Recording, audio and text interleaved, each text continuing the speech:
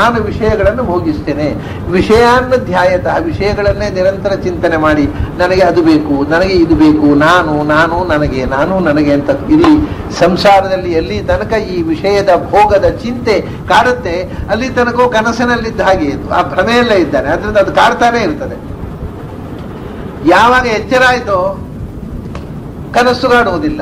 ಎಚ್ಚರ ಆಗುವುದು ಅಂದ್ರೆ ಯಥಾರ್ಥದ ಅರಿವು ಬರುವುದು. ಓ, ಇದು ಕನಸು, ಇದು ನನಗೆ ಎಚ್ಚರದಲ್ಲಿ ನಾನು ಕಂಡದ್ದಲ್ಲ, ಇದು ಬರೀ ಕನಸು ಅಂತ ಗೊತ್ತಾಯ್ತು. ಹಾಗೆಯೇ ಈ ಪ್ರಪಂಚ ಸ್ವತಂತ್ರ ಅಲ್ಲ, ನಾನು ಸ್ವತಂತ್ರನಲ್ಲ, ನಾನೇ ಅಹಂಕರ್ತ ಅನ್ನೋ ಭ್ರಮೆಗೆ ಒಳಗಾಗಿದ್ದೆ ಅನ್ನೋ ಎಚ್ಚರ. ನಮಗೆ ಎಚ್ಚರದಲ್ಲೂ ಎಚ್ಚರ ಇರೋದಿಲ್ಲಲ್ಲ. ನಾನು ಕರ್ತ ಅಲ್ಲ ಅನ್ನೋ ಎಚ್ಚರ ನಮಗೆ ಆದಾಗ ಸಂಸಾರ ಕೂಡ ನಿರ್ಲಿಪ್ತತೆಗೆ ನಮ್ಮನ್ನು ಒಯ್ತದೆ. ಅದೇ ಸಂಸಾರ ಫಲವಾನ್. ಅದು ಆ ಎಚ್ಚರ ಬರೋ ತನಕವೂ ಎಚ್ಚರದಲ್ಲೂ ನಾವು ಎಚ್ಚರ ಕಳ್ಕೊಂಡು ಬದುಕಿರ್ತೇವೆ. ಎಚ್ಚರದಲ್ಲಿ ನಿಜವಾದ ಎಚ್ಚರ ನಮಗೆ ಆದಾಗ ಸಂಸಾರ ಫಲವಂತಸಿ. ಅಲ್ಲಿ ತನಕ ಸಂಸ್ಕೃತಿ ನನಿವರ್ತತೆ. ನಮಗೆ ಈ ಎಚ್ಚರ ಆಗೋ ತನಕವೂ ಕೂಡ ನಾವು ಸಂಸಾರ ಅಂದ್ರೆ ಒಂದು ರೀತಿಯ ಕನಸು, ಒಂದು ಭ್ರಮೆ. ಕನಸಿನಲ್ಲಿ ಎಚ್ಚರದ ಭ್ರಮೆ, ಇಲ್ಲಿ ನಾನೇ ಮಾಡುವನು ಅನ್ನುವ ಭ್ರಮೆ. ಈ ಅಹಂಕಾರದ ಭ್ರಮೆಯಿಂದ ಸಂಸಾರ ಅನ್ನೋದು ಕೊನೆಗೆ ಎಲ್ಲಿ ಬಂತು? ಸಂಸಾರ ಅಂದ್ರೆ ಬರೀ ಅಹಂಕಾರದ ಭ್ರಮೆ ಎಂದರು. ಅಹಂಕಾರದ ಭ್ರಮೆ ಹೋಗಿಬಿಟ್ರೆ ಸಂಸಾರ ಇಲ್ಲ. ಸಂಸ್ಕೃತಿ ಹೇಗೆ ಅಂದ್ರೆ ಅದಕ್ಕೆ ಉದಾಹರಣೆ ಕೊಡ್ತಾರೆ. ಯಥಾಹಿ ಅಪ್ರತಿಬುದ್ಧಸ್ಯ ಪ್ರಸ್ವಾಪೋ ಬಹುವನರ್ಥಕೃತ. ನಿದ್ರೆಯಲ್ಲಿ ಕನಸು ಕಾಣ್ತಾ ಇರುವವನಿಗೆ, ಮಲಗಿದವನಿಗೆ ಪ್ರಸ್ವಾಪ, ಆ ಕನಸಿನಲ್ಲಿ ಕಾಣತಕ್ಕಂತಹ ಘಟನೆಗಳಿದ್ದಾವಲ್ಲ ಅವು ಬಹುವನರ್ಥಕೃತ. ಏನೇನು ದುಃಖ ಆಗ್ಬೋದು ಅವನಿಗೆ. ತಾನು ಸತ್ತೆ ಅಂತ, ಹಾವು ಕಚ್ಚಿತು, ಇನ್ನೊಮ್ಮೆ ಯಾರೋ ಕಳ್ಳ ಬಂದ, ಅವನು ಸೊಂಟ ಮುರಿದ, ಏನೇನೋ ಕಾಣಬಹುದು. ಭಯಾನಕವಾದ ದೃಶ್ಯ, ರಾಕ್ಷಸ ಬಂದ, ಇವನು ಎತ್ಕೊಂಡು ಹೋದ, ಏನೇನೋ ಕನಸಿನಲ್ಲಿ ಕಂಡು ಬಹುವನರ್ಥಕೃತ. ಕನಸು ಎಚ್ಚರ ಆಗುವ ತನಕವು ಒಂದೊಂದು ದುಸ್ವಪ್ನ. ಆ ದುಸ್ವಪ್ನ ಭಯಾನಕ.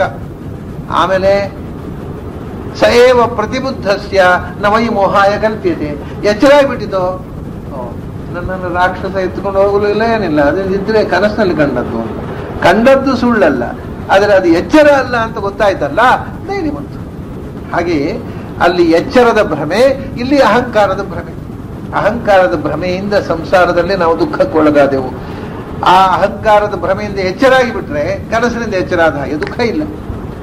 ಸಯೇವ ಪ್ರತಿಬುದ್ಧಸ್ಯ ನವೈ ಮೋಹಾಯ ಕಲ್ಪ್ಯತೆ. ಹೇಗೆ ಅಂದ್ರೆ ಒಟ್ಟಿಗೆ ಒಂದು ಉಪಸಂಹಾರ ಹೇಳಿಬಿಡ್ತಾರೆ. ಸ್ವಲ್ಪ ಎಕ್ಸ್ಪ್ರೆಸ್ ಮಾಡ್ತಾ ಇದ್ದೀನಿ ನಾನು. ಆದಷ್ಟು ಬೇಗ ಈ ಅಧ್ಯಾಯವನ್ನು ಈ ಬಾರಿಯೇ ಆದಷ್ಟು ಬೇಗ ನಾವು ಹೆಚ್ಚು ವಿಷಯ ಗ್ರಹಣ ಮಾಡಬೇಕು ಅಂತ. ಅದರಿಂದ ಏನು ಉಪಸಂಹಾರ ಕೃಷ್ಣ ಹೇಳ್ತಾನೆ, ಶೋಕ ಹರ್ಷ ಭಯ ಕ್ರೋಧ ಲೋಭ ಮೋಹ ಸ್ಪೃಹಾದಯ ಅಹಂಕಾರಸ್ಯ ದೃಶ್ಯಂತೆ ಜನ್ಮ ಮೃತ್ಯುಶ್ಚ ಆತ್ಮನಃ ಅಂತ ಒಂದು ತೀರ್ಮಾನ. ಆದ್ದರಿಂದ ನಮಗೆ ಜೀವನದಲ್ಲಿ ಬರತಕ್ಕಂಥ ಫೀಲಿಂಗ್ಸ್, ಶೋಕ ಹರ್ಷ, ಕೆಲವು ದುಃಖ ಆಗತ್ತೆ. ಯಾವುದೋ ನಮಗೆ ಬೇಡವಾದ ಸಂಗತಿ ಆದಾಗ ದುಃಖ ಆಗತ್ತೆ, ನಮಗೆ ಬೇಕಾದ ಸಂಗತಿ ಆದಾಗ ಹರ್ಷ. ಮತ್ತೆ ಯಾವುದೋ ಒಂದು ಅನಿಷ್ಟ ಆಗಬಹುದು ಅನ್ನೋ ಎಕ್ಸ್ಪೆಕ್ಟೇಷನ್ ಇಂದ ಭಯ ಆಗತ್ತೆ. ನಾವು ನಿರೀಕ್ಷಿಸಿದಂತೆ ನಮ್ಮ ಅಧೀನದಲ್ಲಿ ಇರತಕ್ಕ ವ್ಯಕ್ತಿಗಳು ಅಂತ ನಾವು ತಿಳ್ಕೊಂಡವರು, ನಮ್ಮ ಡಿಪೆಂಡೆಂಟ್ಸ್ ಅಂತ ನಾವು ತಿಳ್ಕೊಂಡವರು, ನಾವು ಹೇಳಿದಂತೆ ನಡೆಯದೆ ಇದ್ರೆ ಕ್ರೋಧ ಬರುತ್ತೆ. ನಮ್ಮ ಕೈಯಲ್ಲಿ ಇರತಕ್ಕಂತಹ ದುಡ್ಡು ಖರ್ಚಾದ ಕೂಡಲೇ ಅಯ್ಯೋ ಖರ್ಚಾಯ್ತಲ್ಲ, ಕಿಸೆಯಿಂದ ದಿನ ಲೆಕ್ಕ ಮಾಡೋದು, ಅಯ್ಯೋ ಕಮ್ಮಿ ಆಯ್ತಲ್ಲ, ಲೋಭ ಶುರುವಾಗತ್ತೆ. ಆಮೇಲೆ ನಮ್ಮ ಮಂದಿ, ನಮ್ಮ ಮಕ್ಕಳು, ನಮ್ಮ ಸಂಸಾರ, ನಮ್ಮ ಫ್ಯಾಮಿಲಿ, ಮೋಹ ಶುರುವಾಗತ್ತೆ. ಏನೋ ಒಂದು ಅಟ್ಯಾಚ್ಮೆಂಟು. ಅದೇ ನಮ್ಮ ಮನೆಯ ಮಗು ಜಾರಿ ಬಿದ್ದುಗಳೇ ಓಡಿ ಹೋಗುವುದೇನು, ಆಯಿಂಟ್ಮೆಂಟ್ ಹಚ್ಚುವುದೇನು, ಎಲ್ಲಿ ನೋವಾಯಿತು, ಎಲ್ಲಿ ಗಾಯ ಆಯಿತು. ಪಕ್ಕದ ಮನೆ ಮಗು ಬಿದ್ದರೆ ನಮ್ಗೆ ಏನು ಅನಿಸು, ಯಾಕಂದ್ರೆ ನಮ್ಮ ಮಗು ಅಲ್ಲ. ಮೋಹ, ಅಟ್ಯಾಚ್ಮೆಂಟು. ಆಮೇಲೆ ಸ್ಪೃಹ, ನನಗೆ ಇಷ್ಟವಾದದ್ದು ಅದು ನನಗೆ ನಾನು ಬಯಸಾಗಿರ್ಬೇಕು ಅನ್ನುವಂಥ ನಾನಾ ಬಗೆಯ ಆಸೆಗಳು, ಇಚ್ಛೆಗಳು, ಬಯಕೆಗಳು. ಅದರಿಂದ ಆ ಬಯಕೆಯಿಂದ ಮಮತೆ, ಅಟ್ಯಾಚ್ಮೆಂಟು, ಅದರಿಂದ ದುಃಖ, ಅದರಿಂದ ಆನಂದ, ಅದರಿಂದ ಸಿಟ್ಟು, ಎಲ್ಲ ನಾವು ಬಯಸಿದಂತೆ ಆಗದೇ ಇದ್ದರೆ ಸಿಟ್ಟು. ನಮ್ಮ ಆಸೆಯಿಂದ, ಸ್ಪೃಹಾದಿಂದ ಇದೆಲ್ಲ ಆಗುದು. ಮೊದಲು ಡಿಸೈರ್ನಿಂದ ಆಸೆಯಿಂದ, ಆಸೆ ಬುರುಕತನ, ಅದರಿಂದ ಲೋಭ, ನಾವು ಆಸೆ ಪಟ್ಟಂತೆ ಆಗದೇ ಇದ್ದರೆ ಕೋಪ, ನಾವು ಆಸೆ ಪಟ್ಟಂತೆ ಆಗುತ್ತೋ ಇಲ್ಲವೋ ಅನ್ನೋ ಭಯ. ಬಲಿಷ್ಠರ ಎದುರು ನಿಂತಾಗ ಇಲೆಕ್ಷನ್ ನಿಲ್ಲಬೇಕು, ವಿನ್ ಆಗಬೇಕು ಅಂತ ಆಸೆ ಇದೆ, ಅಯ್ಯೋ ಎದುರು ಪಾರ್ಟಿಯವರು ವಿನ್ ಆಗಿಬಿಟ್ರೆ ಏನು ಭಯ. ಅದಕ್ಕೆ ಏನಾದರೂ ಸುಳ್ಳು ಸುಳ್ಳು ಹೇಳಿ ಅವರು ಹಾಗೆ ಇವರು ಹೀಗೆ ನಾನೇ ಜಗತ್ತಿನಲ್ಲಿ ಸರ್ವಯೋಗ್ಯ ಪುರುಷ ಅಂತ ಹೇಳ್ಕೊಂಡು ಇಂಥದ್ದೆಲ್ಲ ನಾನಾ ವಿಧದ ನಾಟಕ ಮಾಡಬೇಕು. ನಾನೇ ಅದನ್ನೇ ಹೇಳಿದ್ರು, ಶೋಕ ಹರ್ಷ ಅಂಥದ್ದು ನಾವು ಬಯಸಿದ್ದು ಸಿಕ್ಕಿದಾಗ ಖುಷಿ, ಸಿಗದೇ ಇದ್ದ ದುಃಖ, ಯಾರಿಂದ ಸಿಗಲಿಲ್ಲ ಅಂತ ಹೇಳಿದ ಅವರ ಮೇಲೆ ಕೋಪ, ಎಲ್ಲವೂ ಕೂಡ ಮನುಷ್ಯನ ಮೂಲದಲ್ಲಿ ಇರತಕ್ಕ ಒಂದು ಡಿಸೈರ್ನಿಂದ ಶೋಕ ಹರ್ಷ ಭಯ ಕ್ರೋಧ ಎಲ್ಲ ಇದೆಲ್ಲ ಯಾರಿಗೆ ಅಂದ್ರೆ ಅಹಂಕಾರಸ್ಯ ದೃಶ್ಯಂತೆ. ಇದು ಅಹಂಕಾರದಿಂದ ಬರೋದಯ್ಯ ಇದೆಲ್ಲ. ಅಹಂಕಾರ ಅಂದ್ರೆ ಯಾರು?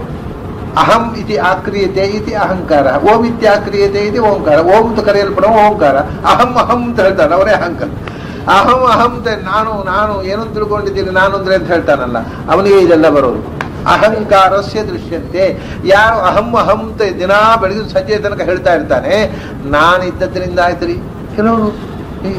ಕೆಲವು ಮನೆ ಹೋದಾಗ ಇದಲ್ಲ, ಈ ಬರೇ ಮನೆಯಲ್ಲಿ ಗಂಡಸರಿಲ್ಲದಿದ್ದಾಗ ಹೋಗ್ರಿ, ಮನೆ ಹೋಗಿ ಹೆಂಗಸರ ಹತ್ರ ಕೇಳಿ, ಅಯ್ಯೋ ನಾನಿದ್ದದ್ರಿಂದ ಆಯ್ತು, ನಮ್ಮ ಯಜಮಾನ್ಗಳು ಏನು ಉಪಯೋಗ ಇಲ್ರಿ, ನಾನಿದ್ದದ್ರಿಂದ ಮನೆ ನಡೀತಾ ಇದೆ, ಇಲ್ದಿದ್ರೆ ಅಧ್ವಾನ ಆಗ್ಬಿಡ್ತಿತ್ತು, ಏನು ಅವ್ಯವಸ್ಥೆ ಆಗ್ತಿತ್ತು ಆ ದೇವರಿಗೆ ಗೊತ್ತು, ನಾನು ಇರೋ ಹೊತ್ತಿಗೆ ಏನೋ ನಡ್ಕೊಂಡು ಹೋಗ್ತಾ ಇದೆ ಅಂತಾರೆ. ಎಲ್ಲರಿಗೂ ಇದೊಂದು ಭ್ರಮೆ.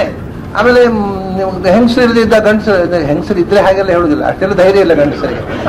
ಹೆಂಗಸರು ಇಲ್ಲದೆ ಇದ್ದಾಗ ಗಂಡಸರ ಹತ್ರ ಕೇಳಿ, ಅಯ್ಯೋ ಅವಳು ಕೈಯಲ್ಲಿ ಅಧಿಕಾರ ಕೊಟ್ಬಿಟ್ರೆ ಅಧ್ವಾನ, ನಾನು ಇರೋದ್ರಿಂದ ಏನೋ ಒಂದು ಆಗ್ತಾ ಇದೆ ಅಂತ. ಎಲ್ರಿಗೂ ನಾನು ಇರೋದ್ರಿಂದ ಏನೋ ಒಂದು ಆಗ್ತಾ ಇದೆ ಅನ್ನೋ ಭ್ರಮೆ. ಏನೂ ಆಗ್ತಾ ಇಲ್ಲ, ನೀವು ಇರೋದ್ರಿಂದ ಭೂಭಾರ ಆಗ್ತಾ ಇದೆ ಅಷ್ಟೇ, ಇನ್ನೇನು ಆಗ್ತಾ ಇಲ್ಲ.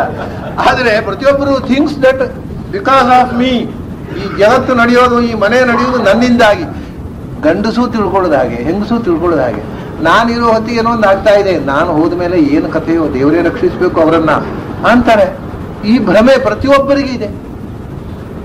ಅದಕ್ಕೆ ಇದನ್ನು ಕೃಷ್ಣ ಹೇಳಿದ, ಈ ದುಃಖಕ್ಕೆ ಕಾರಣ ಇದು, ನನ್ನಿಂದಾಗಿ ಜಗತ್ತು ನಡೀತೆ ಅಂತ ತಿಳ್ಕೊಂಡಿಯಲ್ಲ, ಅದರಿಂದ ಆದದ್ದು ಅನ್ನೋದು ನಿನ್ನ ನಿತ್ಯ ದುಃಖ. ಅಹಂಕಾರಸ್ಯ ದೃಶ್ಯಂತೆ. ಈ ಎಲ್ಲ ಶೋಕ ಹರ್ಷ ಭಯ ಕ್ರೋಧ ಲೋಭ ಮೋಹ ಎಲ್ಲಕ್ಕೂ ಕಾರಣ ಅಹಂಕಾರ. ನಾನು ನಾನು ನಾನು ನಾನು, ನನ್ನಿಂದ ಆಯ್ತು, ನಾನಿರೋದ್ರಿಂದ ಆಯ್ತು, ನಾನು ಮಾಡಿದ್ದು. ಅಷ್ಟೇ ಅಲ್ಲ, ಜನ್ಮ ಮೃತ್ಯುಶ್ಚ. ನಿನಗೆ ಅಹಂ ಹೋಗಿಬಿಟ್ರೆ ನಿನಗೆ ಹುಟ್ಟು ಸಾವು ಕೂಡ ಇಲ್ಲಯ್ಯ. ಯಾಕೆಂದ್ರೆ ನೀನು ಹುಟ್ಟಲೇ ಇಲ್ಲ, ಮತ್ತೆ ನೀನು ಹುಟ್ಟಲಿಲ್ಲ, ಮತ್ತೆ ನಿನ್ನ ದೇಹವನ್ನೇ ನಾನು ನಾನು ನಾನು ನಾನು ಅದರಿಂದ ಹುಟ್ಟಿದಿ. ಈಗ ಅಹಂಕಾರ ಹೋದ್ರೆ ನೋಡಿ, ಈಗ ಒಂದು ಜೀವ ಅದಕ್ಕೆ ದೇಹ ಬರುವುದರಿಂದ ಹುಟ್ಟುವುದಲ್ಲ. ಯಾಕೆಂದ್ರೆ ಒಂದು ಜೀವ ಆಕಾಶದಿಂದ ಕೆಳಗೆ ಬಿತ್ತು, ವನಸ್ಪತಿ ದೇಹದಲ್ಲಿ ಸೇರಿಕೊಂಡಿತ್ತು, ಹುಟ್ಟಲಿಲ್ಲ ಅದು. ಯಾಕೆಂದ್ರೆ ಆ ವನಸ್ಪತಿ ದೇಹ ನನ್ನ ದೇಹ ಅಂತ ಭ್ರಮೆ ಬರಲ್ಲ, ಅಹಂಕಾರವೇ ಬರಲಿಲ್ಲ ಅದಕ್ಕೆ. ಆ ನನ್ನ ದೇಹ ಅಂತ ಅಟ್ಯಾಚ್ಮೆಂಟ್ ಬಂದಾಗ ಮಾತ್ರ ಹುಟ್ಟು ಸಾವಿನ ಫೀಲಿಂಗು. ಈ ದೇಹದಲ್ಲಿ ಸೇರಿಕೊಂಡ, ನಾನು ಹುಟ್ಟಿದೆ, ನಾನು ಸಾಯ್ತೀನಿ, ಯಾಕೆ ಈ ದೇಹ ನನ್ನ ದೇಹ. ಇನ್ಯಾವುದೋ ದೇಹದೊಳಗೆ ಸೇರಿಕೊಂಡ ಆ ವನಸ್ಪತಿಯನ್ನ ಕತ್ತರಿಸಿ ತಂದು ಮನೆಗೆ ಅಡಿಗೆ ಮಾಡಿ ತಿಂದಾಗ ನಾನು ಸತ್ಯ ಅಂತ ಫೀಲಿಂಗ್ ಬರಲಿಲ್ಲ ಜೀವಕ್ಕೆ. ಯಾಕೆಂದ್ರೆ ವನಸ್ಪತಿ ಶರೀರದಲ್ಲಿ ಅಹಂಕಾರ ಇಲ್ಲ, ನನ್ನ ದೇಹ ಅನ್ನೋ ಭ್ರಮೇ ಬರಲಿಲ್ಲ ಅದಕ್ಕೆ. ಹುಟ್ಟು ಸಾವುಗಳ ಫೀಲಿಂಗ್ ಕೂಡ ಈ ಅಹಂಕಾರದಿಂದ ಬರುವುದು. ನಾನು ನನ್ನದು, ನಾನು ನನ್ನದು ಕಳಚಿ ಬಿಟ್ರೆ ನೀನು ಹುಟ್ಟುವುದು ಹೇಗೆ, ಸಾಯುವುದು ಹೇಗೆ? ಜನ್ಮ ಮೃತ್ಯುಶ್ಚನಾತ್ಮನಃ. ಇಲ್ಲೇ ಇಲ್ಲ. ಅಹಂಕಾರಸ್ಯ ದೃಶ್ಯಂತೆ. ಇದು ಒಂದು ಅಹಂ ಅನ್ನೋದನ್ನು ನೀನು ಕಳ್ಕೊಂಡು ಬಿಟ್ರೆ ಇಲ್ಲ, ಇದು ಕಳ್ಕೊಳ್ಳುವುದಿಲ್ಲ. ಅಹಂಕಾರ ಅಂತ ಜೀವನಿಗೆ ಹೆಸರೇ ಅಹಂಕಾರ ಅಂತ. ಆದ್ದರಿಂದ ಇದು ಇಲ್ಲದೇ ಇದ್ದವನಿಗೆ ಹುಟ್ಟು ಸಾವಿಲ್ಲ. ಯಾರಿಗೆ? ಆತ್ಮನಃ ಪರಮಾತ್ಮನಃ ಜನ್ಮ ಮೃತ್ಯುಶ್ಚರ. ಆದ್ರಿಂದ ಭಗವಂತನಿಗೆ ಒಬ್ಬನಿಗೆ ಯಾವ ಕಾಲಕ್ಕೂ ಇಲ್ಲ, ಯಾಕೆಂದ್ರೆ ಅವನಿಗೆ ಅಹಂಕಾರ ಇಲ್ಲ. ಎಲ್ಲಾ ಮಾಡುವವನು, ಆದ್ರೆ ನಾನು ಮಾಡಿದೆ ಅಹಂಕಾರ ಮಾಡೋದಿಲ್ಲ. ಇವನಿಗೆ ಏನು ಮಾಡೋದಿಲ್ಲ, ಎಲ್ಲ ನನ್ನಿಂದ ಆಯ್ತು ನನ್ನಿಂದ ಆಯ್ತು ಅಂತಾನೆ. ಹಾಗಾಗಿ ಎಲ್ಲಾ ದುಃಖ ಇವನಿಗೆ ಬರೋದು. ಅಹಂಕಾರಸ್ಯ ದೃಶ್ಯಂತೆ ಜನ್ಮ ಮೃತ್ಯುಶ್ಚ. ಹುಟ್ಟು ಸಾವುಗಳು ಕೂಡ ಈ ಅಹಂಕಾರಗ್ರಸ್ತವಾದಾಗ ಮಾತ್ರ. ಇಲ್ಲದೆ ಇದ್ರೆ ಆತ್ಮನಃ ಜೀವಸ್ಯಾಪಿ ನಾಸ್ತಿ ಕಿಮುತ ಪರಮಾತ್ಮನಃ. ಅಹಂಕಾರದಿಂದಲೇ ಹುಟ್ಟು ಸಾವು. ನನ್ನ ಶರೀರ, ಇದು ನನ್ನ ದೇಹ ಅನ್ನೋ ಅಭಿಮಾನ ಬಾರದೇ ಇದ್ರೆ ಆ ದೇಹ ಮೂಲಕ ಸಾಯ್ಲಿಕ್ಕೆ ಆಗೋದಿಲ್ಲ. ದೇಹ ಬಿದ್ದೋಯ್ತು, ಏನು ದುಃಖ ಆಗೋದಿಲ್ಲ. ದುಃಖ ಆಗಬೇಕಾಗಿದ್ರೆ ನನ್ನ ದೇಹ ಅನ್ನೋದು ಬೇಕು. ನನ್ನ ದೇಹ ಅನ್ನೋದು ಇಲ್ಲದಿದ್ದರೆ ನೋಡಿ, ಇದಕ್ಕೆ ಉದಾಹರಣೆ ಹೇಳ್ತೇನೆ ನಾನು. ರಾತ್ರಿ ಹೊತ್ತು ನಿದ್ರೆ ಬರ್ತದೆ, ಕೈಯಲ್ಲಿ ಗಾಯ ಆಗಿರುತ್ತೆ, ಆ ನಿದ್ರೆ ಬರೋವರೆಗೂ ಉರಿತಾ ಇರ್ತದೆ. ನಿದ್ರೆ ಬಂತು, ನಿದ್ರೆಯಿಂದಲೇ ಉರಿಯೋದಿಲ್ಲ. ಯಾಕೆ ಉರಿಯೋದಿಲ್ಲ ಅಂದ್ರೆ ನನ್ನ ದೇಹ ಅಂತ ಜ್ಞಾನವೇ ಇಲ್ಲ. ಅದು ಇನ್ನೊಬ್ಬರ ದೇಹದಲ್ಲಿ ಗಾಯ ಇದ್ರೆ ಹೇಗೋ ಅಷ್ಟೇ. ನನ್ನ ದೇಹವು ನನ್ನ ದೇಹ ಅನ್ನೋ ಪ್ರತಿಯೇ ಇಲ್ಲ. ಈಗ ನನ್ನ ದೇಹ ಎಚ್ಚರ ಆದ ಕೂಡ ಇಲ್ಲ ಶುರುವಾತ, ಯಾಕೆ ನನ್ನ ದೇಹ ಇದೀಗ ಇದು ನನ್ನ ದೇಹ ಅಂದ್ರೆ ಇನ್ಯಾರದೋ ದೇಹ ಆದ್ರೆ ಅದು ಎಷ್ಟು ದೊಡ್ಡ ಗಾಯ ಅದು ನನಗೇನ್ರಿ? ಏನಿಲ್ಲ, ಅದು ಗಾಯ ಅದು ಅವ್ರಿಗೆ, ನನಗೇನಿಲ್ಲ, ಅವ್ರ ಕೈ ಗಾಯ ಅಂತ. ಹಾಗಾಗಿ ಅಹಂಕಾರಸ್ಯ ದೃಶ್ಯಂತೆ, ದುಃಖ ಆಗುವುದು ಈ ದೇಹದ ಮೂಲಕ ಆದರೂ ಕೂಡ ಈ ದೇಹ ನನ್ನ ದೇಹ ಅನ್ನುವ ಆ ಅಭಿಮಾನದಿಂದ ದುಃಖ ಆಗೋದು. ಪ್ರತಿಯೊಂದಕ್ಕೆ ಕಾರಣ ಅಹಂ ಮಮ. ಇದು ಯಾರಿಗಿಲ್ಲ ಅವನಿಗೆ ಜನ್ಮ ಮೃತ್ಯುಶ್ಚನ, ಅವನು ಹುಟ್ಟು ಸಾವುಗಳಿಂದ ಮೀರಿ ನಿಂತವನು. ಯಾಕೆಂದ್ರೆ ಹುಟ್ಟುವುದು ಸಾಯುವುದು ದೇಹ, ಅವನಿಗೇನು ದೇಹ ಅವನದ್ದಲ್ಲ ಅಂತ ತಿಳ್ಕೊಂಡ್ಬಿಟ್ಟು ಅವನಿಗೆ ಹುಟ್ಟು ಸಾವು ಹೇಗೆ ಸಾಧ್ಯ? ಇದು ಒಂದು ಕಥೆ ಉಂಟು, ನೀವು ಓದಿರಬಹುದು ಬಹಳ ಜನ. Living with the Himalayan master Swami Ram ಬರೆದಿರತಕ್ಕಂಥ ಪುಸ್ತಕ. ಅಲ್ಲಿ ಒಬ್ರು ಯೋಗಿಗಳು ಸ್ವಾಮಿ ರಾಮ್ ಹತ್ರ ಒಂದು ಮಾತು ಹೇಳ್ತಾರೆ, ನೀನು ಬಂದದ್ದು ಒಳ್ಳೇದಾಯ್ತಪ್ಪ, ನಾನೀಗ ಮಧ್ಯಾಹ್ನ 12 ಗಂಟೆಗೆ ದೇಹತ್ಯಾಗ ಮಾಡ್ತಾ ಇದ್ದೇನೆ ಅಂತ ಹೇಳ್ತಾರೆ. ಆಗ ಸ್ವಾಮಿ ರಾಮ್ ಅವ್ರ ಹತ್ರ ವಾದ ಮಾಡ್ತಾರೆ, ನೀವು ಇಷ್ಟು ಗಟ್ಟಿಮುಟ್ಟಿದ್ದೀರಿ, ಇಷ್ಟು ಹೆಲ್ದಿ ಆರೋಗ್ಯವಂತರಾಗಿದ್ದೀರಿ, ನೀವು ಸಾಯುವುದು ಅಂದ್ರೆ ಏನು? ನೀವು ಸಾಯಬಾರದು. ಅವ್ರು ಹೇಳ್ತಾರೆ, ಅಲ್ಲ ನಾನು ಸಾಯ್ತೇನೆ ಅಂತ ಹೇಳಲಿಲ್ಲ ಅಲ್ಲ, ಇದು ಅನುಕ್ತೋಪಾರಂಭ ಆಯ್ತು ಅಂತಾರೆ. ನಾನು ಸಾಯ್ತೇನೆ ಅಂತ ಹೇಳಲಿಲ್ಲ, ನಾನು ಹೇಳಿದ್ದು ಇವತ್ತು ಮಧ್ಯಾಹ್ನ 12 ಗಂಟೆಗೆ ಈ ದೇಹ ಬಿಟ್ಟು ಹೋಗ್ತೇನೆ ಅಂತ ಹೇಳಿ, ಸಾಯ್ತೇನೆ ಅಂತ ಹೇಳಲಿಲ್ಲ ಅಂತಾರೆ ಅವರು. ಇದು 20ನೇ ಶತಮಾನದ ಯೋಗಿ ಒಬ್ಬರ ಉದ್ಗಾರ. ನಾನು ಸಾಯ್ತೇನೆ ಅಂತ ಹೇಳಲಿಲ್ಲಲ್ಲಪ್ಪ, ನಾನು ಈ ದೇಹ ಬಿಟ್ಟು ಹೋಗ್ತೇನೆ ಅಂತ. ಈಗ ನೀನು ಅಂಗಿ ಹಳತಾದಾಗ ತೆಗೆದು ಹೊಸ ಅಂಗಿ ಹಾಕೊಳ್ಳುವುದಿಲ್ವಾ? ಹಾಗೆ ಇದು ಹಳತಾ ಇತ್ತು, ಈ ಅಂಗಿ ಬೇಡ ಅಂತ ಕಂಡಿದೆ, ಇದನ್ನು ಬಿಟ್ಟು ಹೋಗ್ತಾ ಇದ್ದೇನೆ, ನೀನು ಯಾಕೆ ಗಾಬರಿ ಆಗ್ತಿ ಅಂತ ಹೇಳ್ತಾರೆ. ಅದು ಕೃಷ್ಣ ಅವರಿಗೆ ಈ ದೇಹ ಅಂಗಿ ಅಷ್ಟೇ. ನನ್ನ ಈಗ ಅಂಗಿ ಹರಿದುಕೊಂಡೆ, ನನ್ನ ಅಂಗಿ 6 ತಿಂಗಳಿಂದ ಹಾಕೊಂಡ ಅಂಗಿ, ಇದನ್ನು ಬಿಡೋಲ್ಲ ಅಂತ ಹಚ್ಕೊಳ್ತಾರೆ, ತೆಗೆದು ಬಿಸಾಡ್ತಾನೆ. ಯಾಕೆಂದ್ರೆ ಹೋಯ್ತು ಅವನಿಗೆ ಅಭಿಮಾನ. ಅದು ಕ್ಲೀನ್ ಆಗಿ ಹೆರಿಯದೆ ಇದ್ದಷ್ಟು ಕಾಲ ನನ್ನ ಅಂಗಿ ಅಂತ ಹರಿದ ಕೂಡಲೇ ತೆಗೆದೇ ಬಿಸಾಡಿದ, ಹೋಯ್ತು ಅಭಿಮಾನ. ಅಭಿಮಾನ ಹೋದ ಕ್ಷಣದಲ್ಲಿ ಇದನ್ನು ನಿರ್ದಾಕ್ಷಿಣ್ಯ ತೆಗೆದು ಬಿಸಾಡ್ತೇವಲ್ಲ ಕಸದ ತಿಪ್ಪೆಗೆ. ಅದೇ ತರ ಈ ದೇಹ ನನ್ನದಲ್ಲ ಅನ್ನೋ ಭಾವನೆ ಬಂದಾಗ ಇದರಿಂದ ಹೊರಟು ಹೋಗುವಾಗ ದುಃಖವೇ ಆಗೋದಿಲ್ಲ. ನಾನು ಸತ್ಯ ಅನ್ನೋ ಫೀಲಿಂಗ್ ಬರೋದಿಲ್ಲ, ನನ್ನ ದೇಹ ಅನ್ನೋ ಫೀಲಿಂಗೂ ಇಲ್ಲ. ಇಲ್ಲಿ ಇದ್ದೆ ಅಂಗಿ ಹಾಕೊಂಡ ಹಾಗೆ ಇದೊಂದು ಅಂಗಿ ಇತ್ತು, ಈ ಅಂಗಿ ತೆಗೆದು ಬಿಸಾಡೋದು ಅಂತ. ಅದು ಅದರಿಂದ ಜನ್ಮ ಮೃತ್ಯುಶ್ಚನ. ಈ ದೇಹ ಅನ್ನೋದು ಒಂದು ಅಂಗಿ ಅಂತ ಭಾವನೆ ಬಂದಾಗ ವಾಸಾಂಸಿ ಜೀರ್ಣಾನಿ ಯಥಾ ವಿಹಾಯ, ಅದು ನಾನು ಹುಟ್ಟಿದ್ರೆ ನಾನು ಸತ್ಯ ಅನ್ನೋ ಭಾವ ಇರೋದಿಲ್ಲ, ಜನ್ಮ ಮೃತ್ಯು ಇಲ್ಲ. ಹೀಗೆ ಅಹಂಕಾರ ಕಳಚಿಕೊಂಡ ಜೀವನಿಗೆ ಜನ್ಮ ಮೃತ್ಯು ಇಲ್ಲ. ಕಿಮು ಆತ್ಮನಃ, ಪರಮಾತ್ಮನಿಗೆ ಜನ್ಮ ಮೃತ್ಯು ಇಲ್ಲ, ಅವನಿಗೆ ಈ ಅಭಿಮಾನವೇ ಇಲ್ಲ. ಆದ್ದರಿಂದ ಈ ದುಃಖಕ್ಕೆ ಕಾರಣ ದೇಹ ಅಲ್ಲ, ಇಂದ್ರಿಯಗಳಲ್ಲ, ಮನಸ್ಸಲ್ಲ, ಪ್ರಾಣಗಳಲ್ಲ. ದೇಹೇಂದ್ರಿಯ ಪ್ರಾಣ ಮನಸ್ಸು ಯಾವುದೂ ಅಲ್ಲ. ಮತ್ತೆ ಇದು ನನ್ನದು ಅನ್ನತಕ್ಕಂಥ ಅಹಂಕಾರ ಮಮಕಾರಗಳು. ಅದನ್ನು ಕಳಚಿಕೋ, ಜೀವನದ ದುಃಖದಿಂದ ಪಾರಾಗು. ಸಂಸಾರ ನಿತ್ಯವಾದ ಸ್ವರೂಪಾನಂದವನ್ನು ಪಡೆಯಲಿಕ್ಕೆ ಏರುವ ಎತ್ತರಕ್ಕೆ ಒಂದು ಮೆಟ್ಟಲಾಗಿ ಬಳಸಿಕೋ, ಅದು ಏಣಿಯಾಗಿ ಸಾರ್ಥಕವಾಗಲಿ. ಏಣಿಯಿಂದ ಎತ್ತರಕ್ಕೇರು, ಎತ್ತರಕ್ಕೆ ಏರಿಯಾದ್ಮೇಲೆ ನಮಗೆ ಮೇಲೆ ಹೋಗಲಿಕ್ಕೆ ಏಣಿ.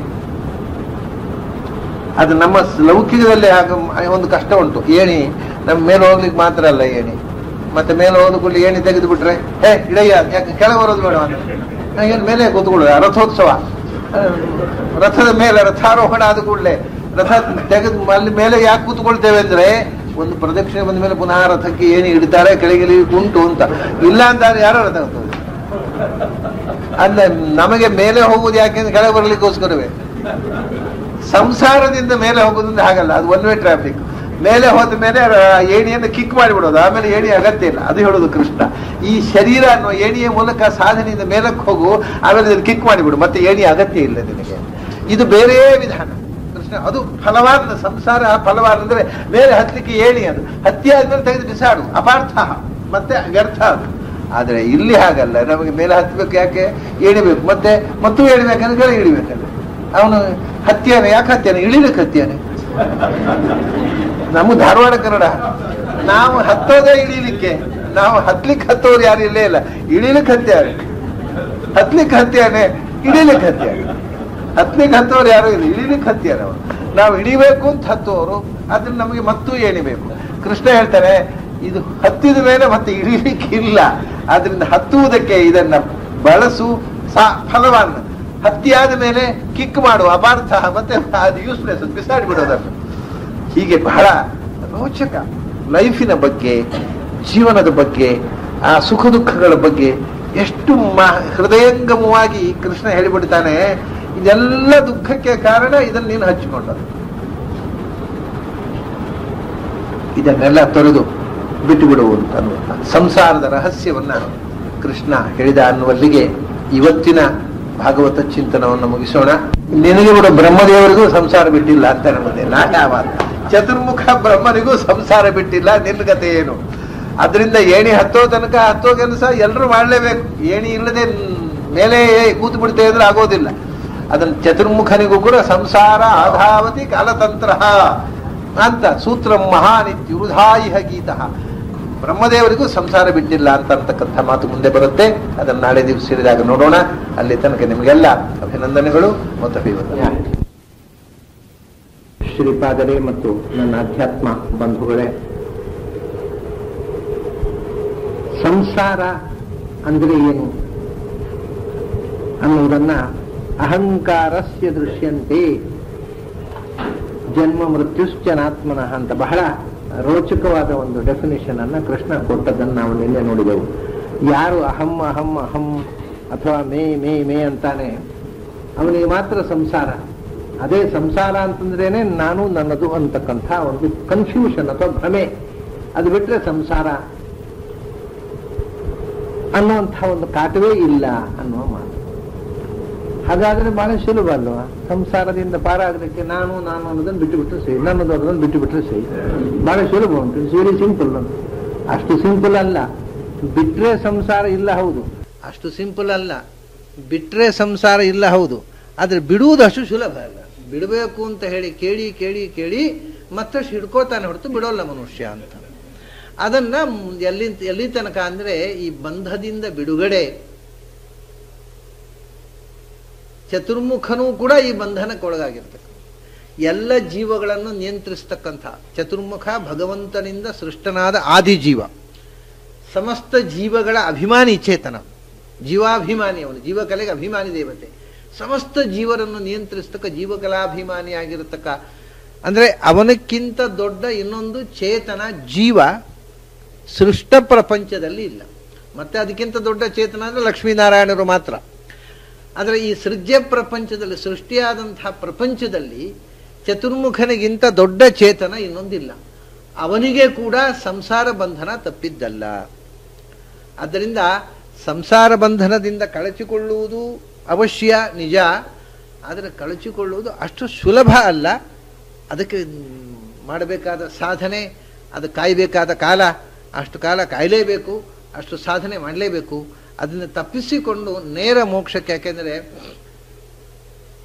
ಕೆಲವರು ಹಾಗೆ ಉಂಟು. ಒಂದು ಈ ಮಾತು ಯಾಕೆ ಕೃಷ್ಣ ಹೇಳ್ತಾನೆ ಅಂದರೆ, ಅಂಥ ಒಂದು ಪಂಥ ಇದೆ. ಕೆಲವರು ಭಗವಂತನ ನಿತ್ಯ ಪರಿವಾರಗಳು ಅಂತ, ವಿಶ್ವಕ್ಸೇನ, ಗರುಡ, ಇವರೆಲ್ಲ ನಿತ್ಯ ಮುಕ್ತರು, ಅವರಿಗೆ ಸಂಸಾರ ಇಲ್ಲ ಅನ್ನತಕ್ಕಂಥ ಒಂದು ವೇದಾಂತ ವೈಷ್ಣವ ಪಂಥವೇ ಇದೆ. ಅದ ಕೃಷ್ಣ ಹೇಳ್ತಾನೆ, ವಿಶ್ವಕ್ಸೇನ, ಗರುಡ ಅವರು ಇವರು ಅಂತಲ್ಲ, ವಿದೌಟ್ ಎಕ್ಸೆಪ್ಷನ್ ಚತುರ್ಮುಖನಿಗೆ ಕೂಡ ಸಂಸಾರ ಬಂಧನ ಇದೆ. ಸಂಸಾರ ಬಂಧನ ಇಲ್ಲದೆ ಇದ್ದವನು ಯಾರೂ ಇಲ್ಲ ಅಂತಕ್ಕಂಥ ಮಾತನ್ನು ಅದಕ್ಕೋಸ್ಕರ ಕೃಷ್ಣ ಹೇಳ್ತಾನೆ. ಅವನು ಹೇಳ್ತಾನೆ, ದೇಹೇಂದ್ರಿಯ ಪ್ರಾಣ ಮನೋಭಿಮಾನ ಜೀವ ಅಂತರಾತ್ಮ ಗುಣಕರ್ಮ ಮೂರ್ತಿ ಸೂತ್ರಂ ಮಹಾನಿತ್ಯುರುಧೇಹ ಗೀತಃ ಸಂಸಾರ ಆಧಾವತಿ ಕಾಲತಂತ್ರ ಅಂತ. ಚತುರ್ಮುಖ ಕೂಡ ಸಂಸಾರೇ ಆಧಾವತಿ, ಸಂಸಾರದಲ್ಲಿ ಧಾವನೆ ಮಾಡ್ತಾ ಇದ್ದಾನೆ. ಈ ಸಂಸಾರದಲ್ಲಿ ಓಡಾಟ, ಇದರಿಂದ ಪಾರಾಗುವುದಕ್ಕೋಸ್ಕರ ಪ್ರಯತ್ನ. ಧಾವನ ಅಂದರೆ ಇದರಲ್ಲಿ ಓಡುವುದು, ಇದರಿಂದ ಪಾರಾಗುವುದಕ್ಕೋಸ್ಕರ ಪ್ರಯತ್ನ ಮಾಡ್ತಾ ಇದ್ದಾನೆ ಹೊರತು ಇನ್ನೂ ಸಂಸಾರದಿಂದ ಪಾರಾಗಲಿಲ್ಲ. ಸಂಸಾರೇ ಆಧಾವತಿ. ಯಾರು? ಸೂತ್ರ ಮಹಾನ್ ಇತ್ಯುರುಧೇಹ ಗೀತಃ. ಯಾರನ್ನ ಶಾಸ್ತ್ರದಲ್ಲಿ ಸೂತ್ರ ಮಹಾನ್ ಅಂತ ಬಹಳ ದೊಡ್ಡ ಹೆಸರಿನಿಂದ ಕರೀತಾರೋ ಅವನು ಕೂಡ ಅಂತ. ಸೂತ್ರ ಅಂದರೆ ಪ್ರಾಣದೇವರು, ಮಹಾನ್ ಅಂದರೆ ಚತುರ್ಮುಖ. ಸೂತ್ರ ಅದು ಚತುರ್ಮುಖನದ ಎರಡು ರೂಪಗಳು ತಾನೆ. ಮೊದಲು ಪ್ರಾಣದೇವರಾಗಿದ್ದ, ಆಮೇಲೆ ಚತುರ್ಮುಖ ಪದವಿ ಬಂತು. ಒಂದು ಕಲ್ಪದಲ್ಲಿ ಪ್ರಾಣ, ಒಂದು ಕಲ್ಪದಲ್ಲಿ ಚತುರ್ಮುಖ. ಪ್ರಾಣನಾಗಿದ್ದಾಗ ಸೂತ್ರ ಅನ್ನುವ ಶಬ್ದದಿಂದ ಅವರನ್ನು ಶಾಸ್ತ್ರಕಾರ ಕರೀತಿದ್ರು. ಸೂತ್ರ ಅಂತಂದರೆ ಇಡೀ ನಾವು ಹೇಳ್ತೇವಲ್ಲ ಈಗ ಪ್ರಪಂಚ, ಇಡೀ ವಿಶ್ವ, ಇಡೀ ಯೂನಿವರ್ಸ್, ಅಲ್ಲಿ ಇರತಕ್ಕಂಥ ಗ್ರಹಗಳು, ಸೂರ್ಯ ಚಂದ್ರಾದಿ ಗ್ರಹಗಳು, ಈ ಕೋಟಿ ಕೋಟಿ ನಕ್ಷತ್ರಗಳು, ಈ ಭೂಮಿ, ಇದು ಒಂದನ್ನೊಂದು ಹೆಣೆದುಕೊಂಡು ನಿಂತಿದೆ. ಇದನ್ನು ಹೆಣೆದುಕೊಂಡು ನಿಲ್ಲುವಂತೆ, ಇದನ್ನು ಹೆಣೆದುಕೊಂಡು ಧಾರಣೆ ಮಾಡಿದವನು ಯಾರು? ಅವನು ವಾಯು. ಯಾಕೆಂದರೆ ವಾತಾವರಣದಲ್ಲಿ ನಿಂತಿದೆ ಅಂತ ನಾವು ಹೇಳ್ತೇವಲ್ಲ, ವಾಯು ಅಂದರೆ ವಯಬಂಧನೆ ಅಂತ. ಇದನ್ನು ಒಂದನ್ನೊಂದು ಹೆಣೆದು ಬಂಧಿಸಿ ಹಿಡ್ಕೊಂಡವ ವಾಯು. ವಯಬಂಧನೆ ಅನ್ನುವ ಧಾತುವಿನಿಂದ ಹುಟ್ಟಿರತಕ್ಕಂಥ ಶಬ್ದ ಅದು. ಸೂತ್ರ ಅಂದ್ರೆ ಅದೇ, ಎಲ್ಲವನ್ನು ಹೆಣೆದುಕೊಂಡಿರುವ ಸೂತ್ರ. ಎಲ್ಲ ಮಣಿಗಳನ್ನು ಪೋಣಿಸಿ ಅದನ್ನು ಒಂದಕ್ಕೆ ಕೆಳಕ್ಕೆ ಬೀಳದಂತೆ ಕಟ್ಟಿ ಹಿಡಿಯುವಂತಹದ್ದು ದಾರ, ಸೂತ್ರ. ಇಡೀ ಯೂನಿವರ್ಸನ್ನು ಕುಸಿಯದಂತೆ ಹಿಡಿದುಕೊಂಡವ ವಾಯು, ಅದರಿಂದ ಅವನಿಗೆ ಸೂತ್ರ ಅಂತ ಹೆಸರು. ಹಾಗಾಗಿ ಇಡೀ ವಿಶ್ವವನ್ನು ಧಾರಣೆ ಮಾಡಿದಂಥ ಸಂಯೋಜನೆ, ಒಂದನ್ನೊಂದು, ಈಗ ಯಾವುದನ್ನು ನಾವು ಆಕರ್ಷಣ ಶಕ್ತಿ ಅಂತೇವೆ, ಸೂರ್ಯ ಚಂದ್ರ ಭೂಮಿ ಒಂದನ್ನೊಂದು ಎಳ್ಕೊಂಡಿದೆ, ಹಾಗೆ ಅದನ್ನ ನಿಂತಿದೆ. ಈ ಆಕರ್ಷಣ ಶಕ್ತಿ ಅನ್ನುವುದೇ ಸೂತ್ರ. ಆ ಆಕರ್ಷಣ ಶಕ್ತಿ ಪ್ರಧಾನಾಗಿ ಒಬ್ಬ ಇದ್ದಾನೆ, ಆಕರ್ಷಣ ಶಕ್ತಿಯ ಅವಾಂತರ ದೇವತೆ ಒಬ್ಬ ಇದ್ದಾನೆ. ಅವನಿಗೆ ಸಂಕರ್ಷಣ ಅಂತಲೇ ಹೆಸರೇ ಸಂಕರ್ಷಣ ಅಂತ, ಸಂಕರ್ಷಣ ಶಕ್ತಿಗೆ ಶೇಷ. ಅದಕ್ಕೂ ಮೂಲಭೂತವಾಗಿ ಇದನ್ನೆಲ್ಲವನ್ನ ಒಂದನ್ನೊಂದು ಎಳೆದು ಹಿಡಿದವ ವಾಯುದೇವರು. ಅದರಿಂದ ನಾವು ಯಾವುದನ್ನು ಆಕರ್ಷಣ ಶಕ್ತಿಯಿಂದ ಪ್ರಪಂಚ ನಿಂತಿದೆ ಅಂತ ಹೇಳ್ತೇವೆ, ಅದನ್ನು ವಾಯುದೇವರು ಧಾರಣೆ ಮಾಡಿದ್ದಾರೆ ಅಂತ ಶಾಸ್ತ್ರದಲ್ಲಿ ಹೇಳುತ್ತೆ. ಅಥವಾ ಇನ್ನೊಂದರ್ಥದಲ್ಲಿ ಹೇಳ್ತಾರೆ, ನಾವು ಹೇಳುವ ಅರ್ಥದಲ್ಲಿ ಸಂಕರ್ಷಣ ಈ ಭೂಮಿಯನ್ನು ಧಾರಣೆ ಮಾಡಿದ್ದಾನೆ, ಅದಕ್ಕೆ ಶೇಷ ಹೊತ್ತುಕೊಂಡಿದ್ದಾನೆ ಹೇಳ್ತಾರೆ, ಅದನ್ನು ಹೇಳ್ತಾರೆ. ಶೇಷ ಈ ಭೂಮಿಯನ್ನು ಹೊತ್ತುಕೊಂಡಿದ್ದಾನೆ ಅಂತ ಹೇಳ್ತಾರೆ. ಶೇಷ ಅಂದರೆ ಸಂಕರ್ಷಣ, ಅದು ಆಕರ್ಷಣ ಶಕ್ತಿ. ಅದಕ್ಕಿಂತಲೂ ಮೂಲಕ್ಕೆ ಹೋದಾಗ ಈ ಭೂಮಿಯನ್ನ ಧಾರಣೆ ಮಾಡತಕ್ಕಂಥ ಶಕ್ತಿ ವಾಯುದೇವರಾಗಿಬಿಡ್ತಾರೆ, ಶೇಷ ಅಲ್ಲ. ಹೀಗೆ ಸೂತ್ರ ಅನ್ನುವ ಶಬ್ದ ವಾಚ್ಯರಾಗಿ ಇಡೀ ಬ್ರಹ್ಮಾಂಡದ ಧಾರಣ ಸೂತ್ರವಾಗಿ, ಧಾರಣ ಶಕ್ತಿಯಾಗಿ ಇರತಕ್ಕವರು ಮತ್ತು ಮಹತ್ತತ್ವದಲ್ಲಿ ನಿಯಾಮಕರಾಗಿ ಮೊಟ್ಟ ಮೊದಲು ಮಹತ್ತತ್ವದ ಅಭಿವ್ಯಕ್ತಿಗೆ ಕಾರಣರಾಗಿ ಚತುರ್ಮುಖನಿಂದ ಸೃಷ್ಟಿಯಾದಂಥ ರೂಪ, ಅದು ಚತುರ್ಮುಖ. ಮಹಾನ್ ಇತಿ ಸೂತ್ರ ಅನ್ನುವಂಥದ್ದು ಪ್ರಾಣತತ್ವದ ರೂಪ ಆಗಿದ್ದರೆ ಮಹಾನ್ ಮಹತ್ತತ್ವ. ಮಹತ್ತತ್ವ ಅಂತಂದರೆ ನಾನು ಹೇಳಿದ್ದೇನೆ ಅನೇಕ ಬಾರಿ ಇದನ್ನು. ಮಹತ್ತತ್ವ ಅಂದರೆ ಬ್ರಹ್ಮಾಂಡದಲ್ಲಿ ಮಹತ್ತತ್ವ ಅಂತ ನಾವು ಯಾವುದನ್ನು ಹೇಳ್ತೇವೋ, ಪಿಂಡಾಂಡದಲ್ಲಿ ಅದಕ್ಕೆ ಚಿತ್ತ ಅಂತ ಹೇಳೋದು. ಜಗತ್ತು ಸೃಷ್ಟಿಯಾಗುವಾಗ ಮೊದಲು ಮಹತ್ತತ್ವ ಸೃಷ್ಟಿಯಾಯಿತು ಅಂತ ಶಾಸ್ತ್ರಕಾರ ಹೇಳ್ತಾರೆ. ಏನು ಸೃಷ್ಟಿಯಾಯಿತು ಹಾಗಂದ್ರೆ? ಮಹತ್ತತ್ವ ಸೃಷ್ಟಿಯಾಗುವುದು ಅಂದರೆ ಏನು ಅಂದರೆ ಚಿತ್ತ. ಚಿತ್ತ ಯೂನಿವರ್ಸಲ್ ಚಿತ್ತ ಜಾಗೃತ ಆಗುವುದು. ಯಾಕೆಂದರೆ ಅದರ ಮೊದಲು, ಸೃಷ್ಟಿಯ ಮೊದಲು ನಿದ್ರಾವಸ್ಥೆ ಇತ್ತಲ್ಲ, ಎಲ್ಲ ಜೀವಗಳು ಕೂಡ ನಿದ್ರಿಸಿದ್ದವು. ನಿದ್ರಿಸಿದ್ದಾಗ ಚಿತ್ತವೂ ಕೆಲಸ ಮಾಡ್ತಾ ಇಲ್ಲ. ಆದ್ದರಿಂದ ಮೊಟ್ಟ ಮೊದಲು ಏನಾಯಿತು ಅಂದರೆ ಚಿತ್ತ ಎಚ್ಚರಗೊಂಡಿತು. That is the first stage of creation. ಆ ಅವೇರ್ನೆಸ್ ಆಫ್ ಸಬ್ಕಾನ್ಷಿಯಸ್ ಸ್ಟೇಜ್ನಲ್ಲಿ ಇರತಕ್ಕಂಥ ಆ ಒಂದೇನು ಸುಪ್ತಿ, ಆ ಅದು ಅವೇರ್ನೆಸ್ ನಿರ್ಮಾಣ ಆಯ್ತಲ್ಲ, ಅದರಲ್ಲಿ ಆ ಅವೇರ್ನೆಸ್ ಅನ್ನೇ ಚಿತ್ತ ಮಹತ್ತತ್ವ ಅನ್ನೋದು. ಚತುರ್ಮುಖ ಸೃಷ್ಟಿಯಾದಾಗ ಏನಾಯ್ತು, ಅವನು ಎಲ್ಲ ಜೀವಗಳ ಅಭಿಮಾನಿ. ಆ ಜೀವಗಳಿಗೆ ಇರವಿನ ಅರಿವು ನೆನಪಾಯಿತು. ಓಹೋ, ನಾವು ಇದ್ದೇವೆ ಇಲ್ಲೇ ಗೊತ್ತಿರಲಿಲ್ಲ ನಿದ್ರೆಯಲ್ಲಿ, ನಾವು ಇದ್ದೇವೆ ಅನ್ನೋದು ಗೊತ್ತಾಯಿತು. This is the first stage of creation. ಎಲ್ಲ ಜೀವಗಳಿಗೆ ತಮ್ಮ ಇರವಿನ ನೆನಪು ಬಂತು. ಅದೇ ಚಿತ್ತ, ಅದೇ ಸ್ಮರಣ ಕಾರಣವಾಗಿರತಕ್ಕಂಥ ಕೋಶ, ವಿಜ್ಞಾನಮಯ ಕೋಶ, ಅದೇ ವಿಜ್ಞಾನ ಶಕ್ತಿ. ಅದನ್ನೇ ವಿಜ್ಞಾನ ಶಕ್ತಿ ರಹಮಾಸಂ ಅನಂತ ಶಕ್ತಿ. ಚತುರ್ಮುಖನಿಗೆ ವಿಜ್ಞಾನ ಶಕ್ತಿ ಅಂತ ಹೆಸರು. ಅವನು ವಿಜ್ಞಾನಮಯ ಕೋಶದ ದೇವತೆ. ಹಾಗಾಗಿ ವಾಯುದೇವರು ಇಡೀ ದೇಹವನ್ನು ಧಾರಣೆ ಮಾಡಿದರೆ ಅವರಿಗೂ ವಿಜ್ಞಾನಮಯ ಕೋಶದಲ್ಲಿದೆ. ಬ್ರಹ್ಮದೇವರು ವಿಶೇಷತಃ ನಮ್ಮ ಚಿತ್ತದ ಅಭಿಮಾನಿ ದೇವತೆ. ಚಿತ್ತ ಚಿತ್ತ ಅನ್ನೋದು ಯಾವಾಗಲೂ ಜೀವದ ಜೊತೆಗೆ ಇರುವಂತಲ್ಲ. ಜೀವ ಇಲ್ಲದೆ ಚಿತ್ತ ಏನು? ನೆನಪು ಯಾರಿಗೆ ಆಗೋದು? ನೆನಪಾಗೋದು ಜೀವಕ್ಕೆ ತಾನೆ. ಅದರಿಂದ ಚಿತ್ತದ ದೇವತೆ ಯಾರೋ ಅವನು ಅನಿವಾರ್ಯವಾಗಿ ಜೀವಕಲೆಯ ಅಭಿಮಾನಿ ದೇವತೆ ಕೂಡ. ಆದ್ದರಿಂದ ಷೋಡಶ ಕಲೆಗಳನ್ನು ಹೇಳುವಾಗ ಪ್ರಾಣಾತ್ ಶ್ರದ್ಧಾಂ ಖಂ ವಾಯುರ್ ಜ್ಯೋತಿರಾಪ ಪೃಥಿವೀ ಇಂದ್ರಿಯಂ ಮನೋನ್ನ ಮನ್ನಾದ್ವೀರ್ಯಂ ತಪೋ ಮಂತ್ರಾಕರ್ಮ ಲೋಕಾಹ ಲೋಕೇಶು ರಾಮಚ. ಭಗವಂತ ಷೋಡಶ ಕಲಃ ಪುರುಷಃ 16 ಕಲೆಗಳನ್ನು ಸೃಷ್ಟಿ ಮಾಡಿದ. ಮೊದಲನೇ ಕಲೆ ಯಾವುದು? 16ನೇ ಕಲೆ ಅಲ್ಲಿ ಹೇಳುವಾಗ 16ನೇ ಕಲೆ. ಈ 15 ಕಲೆಗಳುಂಟಲ್ಲ, ಅದು ಜೀವನಿಗೆ ಆವರಣವಾಗಿ ಇರತಕ್ಕಂಥ ಬೇಲಿಗಳು. ಜಡಕಲೆಗಳು. ಆ ಜಡಕಲೆಗಳಿಂದ ಆವೃತನಾಗಿರ್ತಕ್ಕ 16ನೇ ಕಲೆ ಉಂಟಲ್ಲ, ಷೋಡಶಿ ಕಲಾ, ಅಲ್ಲಿ ಪ್ರಾಣ ಅಂತ ಹೇಳ್ತಾರೆ. ಅದು ಯಾವುದು 16ನೇ ಕಲೆ ಅಂತ ಅನ್ನೋದನ್ನು ಬಹಳ ಜನರಿಗೆ ಗೊಂದಲ. ಬಹಳ ಜನ ಈ ಸೂಕ್ಷ್ಮವನ್ನು, ಶಾಸ್ತ್ರದ ಸೂಕ್ಷ್ಮವನ್ನು ಗ್ರಹಣ ಮಾಡದೆ 16 ಕಲೆಗಳು ಅಂದರೆ ಏನು ಅಂತ ತಿಳ್ಕೊಳ್ಳದೆ ಗೊಂದಲ ಮಾಡಿಕೊಳ್ತಾರೆ. ಷೋಡಶಿ ಕಲಾ ಜೀವಸ್ವರೂಪಂ. ಆಚಾರ್ಯರು ಇದನ್ನು ಎರಡರಲ್ಲಿ ಪ್ರಯೋಗ ಮಾಡಿದ್ದಾರೆ. ಉಪನಿಷತ್ ಭಾಷ್ಯದಲ್ಲಿ ತುರಿಯಂ ದೃಶ್ಯತೆ ಕ್ವಾಪಿ ಪ್ರಾಪ್ತಾನಾಂ ಷೋಡಶೀಂ ಕಲಾಂ, 16ನೇ ಕಲೆಯನ್ನು ನೀವು ಪಡೆದಾಗ ಭಗವಂತನ ದರ್ಶನ ಸಾಧ್ಯವಾಗುತ್ತೆ ಅಂತ ಹೇಳ್ತಾರೆ. 16ನೇ ಕಲೆಯನ್ನು ಪಡೆಯುವುದು ಅಂದರೆ ಎಲ್ಲ ಸುಮಾರು ವ್ಯಾಖ್ಯಾನಕಾರ ಬರೆದ್ರು 16ನೇ ಕಲೆ ಯಾವುದು? ಪ್ರಾಣಾತು ಶ್ರದ್ಧಾಂ, ಪ್ರಾಣದೇವರು. ಪ್ರಾಣದೇವರ ಅನುಗ್ರಹ ಇದ್ದವರಿಗೆ ಭಗವಂತನ ಸಾಕ್ಷಾತ್ಕಾರ ಆಗುತ್ತೆ ಅಂತ ಅರ್ಥ ಬರೆದರು ಹೆಚ್ಚಿನ ವ್ಯಾಖ್ಯಾನಕಾರರು. ಯಾಕೆಂದರೆ ಆ ವ್ಯಾಖ್ಯಾನ ಬರೆದವರಿಗೆ ಷೋಡಶಿ ಕಲೆ ಪ್ರಾಪ್ತಿಯೇ ಆಗಿರಲಿಲ್ಲ, ಅದರಿಂದ ಆ ಶ್ಲೋಕ ಅರ್ಥ ಆಗಲಿಲ್ಲ. ಷೋಡಶಿ ಕಲೆ ಪ್ರಾಪ್ತಿಯಾದವರಿಗೆ ಆ ಶ್ಲೋಕ ಅರ್ಥ ಆಗಬೇಕು. ಅವ್ರಿಗೆ ಷೋಡಶಿ ಕಲೆ ಪ್ರಾಪ್ತಿಯೇ ಆಗಲಿಲ್ಲ, ಅದರಿಂದ ಅವ್ರಿಗೆ ಶ್ಲೋಕ ಅರ್ಥ ಆಗಲಿಲ್ಲ. ಅದು ಷೋಡಶಿ ಕಲೆ ಅಂದರೆ ಪ್ರಾಣದೇವರು ಅಂತ ಅರ್ಥ ಬಿಡ್ತಾರೆ. ಷೋಡಶಿ ಕಲೆ ಅಂದರೆ ಪ್ರಾಣದೇವರಲ್ಲ, ಷೋಡಶಿ ಕಲೆ ಅಭಿಮಾನಿ ದೇವತೆ ಪ್ರಾಣದೇವರು, ಬ್ರಹ್ಮದೇವರು. ಷೋಡಶಿ ಕಲೆ ಅಂದರೆ ಜೀವಸ್ವರೂಪ. ಪ್ರಾಪ್ತಾನಾಂ ಷೋಡಶಿ ಕಲಾಂ ಅಂತಂದರೆ ಯಾರು ಜೀವಸ್ವರೂಪದ ಸಾಕ್ಷಾತ್ಕಾರ ಪಡೆದಿದ್ದಾರೋ ಅವರು ಅಂತ. ಸೆಲ್ಫ್ ರಿಯಲೈಸೇಷನ್ ಆದವರು ಷೋಡಶಿ ಕಲಾ ಪ್ರಾಪ್ತಿ ಆದವರು ಅಂತ. ಸೆಲ್ಫ್ ರಿಯಲೈಸೇಷನ್ ಆದವರಿಗೆ ಭಗವಂತನ ಸಾಕ್ಷಾತ್ಕಾರ ಆಗುತ್ತೆ ಅಂತ ಹೇಳಿದೆ. ಸೊ ಭಗವಂತನ ಸಾಕ್ಷಾತ್ಕಾರಕ್ಕೆ first requirement is self realisation. ಇದು ಬಹಳ ಅಪೂರ್ವ ವಿಷಯ. ಇದನ್ನು ಬಹಳ ಜನ ಸಿದ್ಧಾಂತದಲ್ಲಿ ಆಚಾರ್ಯ ಹೇಳಿದ್ದನ್ನು ಗಮನಿಸದೇ ಬಿಟ್ಟಿದ್ದಾರೆ. ಅದನ್ನು ಇವತ್ತು ಮಾಡರ್ನ್ ಥಿಂಕರ್ಸ್ ಎಲ್ಲ ಹೇಳ್ತಾರೆ, ನೋ ದೈ ಸೆಲ್ಫ್.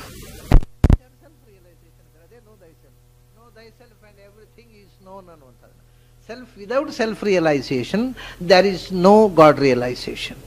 ಯಾಕೆಂದರೆ ಭಗವಂತನನ್ನು ಕಾಣುವುದೆಲ್ಲಿ? ನನ್ನಲ್ಲಿ. ನನ್ನ ಬಿಂಬ ಅಂತ ನನಗೆ ಗೊತ್ತಾಗಬೇಕಾದ್ರೆ ನಾನು ಪ್ರತಿಬಿಂಬ ಅಂತ ಗೊತ್ತಾಗಬೇಕಲ್ಲ. ಪ್ರತಿಬಿಂಬ ಜ್ಞಾನದಿಂದ ಬಿಂಬ ಜ್ಞಾನ. ಮೊದಲು ಕನ್ನಡಿಯಲ್ಲಿ ರಿಫ್ಲೆಕ್ಷನ್ ನೋಡೋದು. ರಿಫ್ಲೆಕ್ಷನ್ ನೋಡಿದ ಮೇಲೆ ಇದು ರಿಫ್ಲೆಕ್ಷನ್ ಇರಬೇಕಾದ್ರೆ ಯಾರ ರಿಫ್ಲೆಕ್ಷನ್ ಇದು? ಬಿಂಬ ನೋಡುವಂಥದ್ದು ಅನಂತರ ಬರುವಂಥದ್ದು. ಹಾಗಾಗಿ ಅದನ್ನೇ ಆಚಾರ್ಯರು ಸೋಹಂ ಅಂತ ಹಂಸ ಮಂತ್ರದ ಉಪಾಸನೆಯಲ್ಲಿ ಏನು ಸೋಹಂ ಅಂತಾರೆ. ಸೋಹಂ ಅನ್ನೋದು ಸಿಂಗಲ್ ರಿಯಲೈಸೇಷನ್ ಅಲ್ಲ, ದೀಸ್ ಆರ್ ಟೂ ರಿಯಲೈಸೇಷನ್ಸ್ ಅಂತ. ಸಹ ಆ್ಯಂಡ್ ಅಹಂ. ಅವನು ನನ್ನ ಬಿಂಬ, ನಾನು ಅವನ ಪ್ರತಿಬಿಂಬ. ಸಹ ಅಹಂ ಸಯೇವ ಅಹಂ ಅಲ್ಲ, ಸಹ ಅಹಂ ಸಚ ಅಹಂಚ. ಇದು ಎರಡು ವಸ್ತುಗಳ ಸಾಕ್ಷಾತ್ಕಾರ. ಒಂದು self realisation, next God realisation. ಆದ್ದರಿಂದ ಆ ಜೀವಕಲೆಯ ಅಭಿಮಾನಿ ದೇವತೆ. ಪ್ರಾಣಾತ್ ಶ್ರದ್ಧಾಂ, 15 ಜಡಕಲೆಗಳು. 15 ಜಡಕಲೆಗಳಿಂದ ಆವೃತನಾಗಿರ್ತಕ್ಕಂಥ 16ನೆಯ ಜೀವ, 16ನೆಯ ಕಲೆ. ಆ 16ನೆಯ ಕಲೆಗೆ ಅಭಿಮಾನಿ ದೇವತೆ ಪ್ರಾಣದೇವರು ಮತ್ತು ಚತುರ್ಮುಖ. ಇದರ ಮೇಲೆ ದೊಡ್ಡ ಗೊಂದಲ. ದಾಸ ಸಾಹಿತ್ಯದಲ್ಲಿ ಪ್ರಾಣದೇವರಿಗೆ ಬ್ರಹ್ಮದೇವರಿಗೆ ಜೀವ ಸ್ವರೂಪದೊಳಗೆ ಪ್ರವೇಶ ಉಂಟೋ ಇಲ್ಲೋ, ಅದು ವ್ಯಾಖ್ಯಾನ ಮಾಡಿದವರಿಗೆ ಪ್ರವೇಶ ಇಲ್ಲ. ಆದ್ದರಿಂದ ಅವರಿಗೆ ಉಂಟೋ ಇಲ್ಲೋ ಅಂತ ಅವ್ರಿಗೆ ಸಂಶಯ. ಅವರಿಗೆ ಯಾವ ಜೀವ ಸ್ವರೂಪದೊಳಗೂ ಪ್ರವೇಶ ಇಲ್ಲ.